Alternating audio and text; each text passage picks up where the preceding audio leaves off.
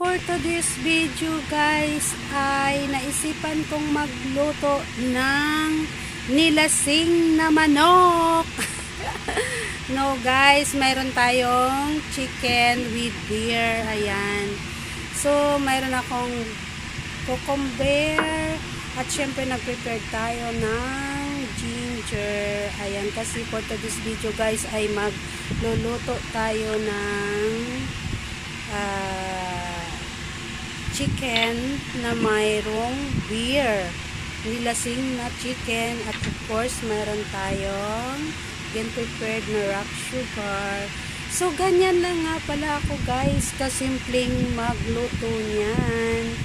At syempre prepared muna natin ang wok at painitin natin ng konting-konti lang ang ating mantika.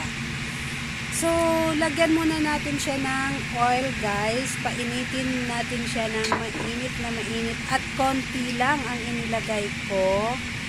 Dahil ang manok mamaya ay magkaroon na siya ng maraming oil sa kanyang katawan. So, ayan. Pinapa-brownies ko lang yung ginger guys.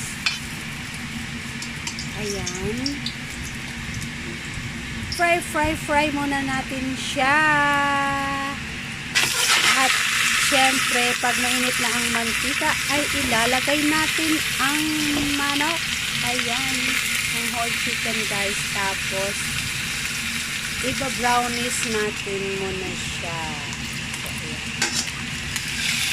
So, i-fry ko muna guys ang chicken with ginger. Ayan. So, hinihintay ko siya guys golden brown muna. Ayan. Golden brown muna natin siya guys. Ang ating chicken. So ayan. Nag-stick na talaga siya sa wok. So medyo mahirap lang talaga siya kapag nagdidikit na siya sa kanyang mantika. Ayan. So ayan guys. Hiniwa ko siya sa gitna dahil para yung loob niya ay ma-fry din natin ng konti. Kasi pag buo siya, minsan yung loob niya hindi siya na gigisa sa mantika. So ayan. So hiniwa ko siya guys at inilagay na natin ang ating ricado na preserved cucumber. Ayan. Inilagay na natin siya sa gitna ng body ng chicken. Ayan. At syempre, i-add na rin natin ang ating beer. Ayan, beer in can. Ayan siya, guys. So, diba? So, ganyan ako magluto ng nilasing na manok. Actually, guys, yan. Ganyan siya. Tapos, ilagay na natin ang rock sugar.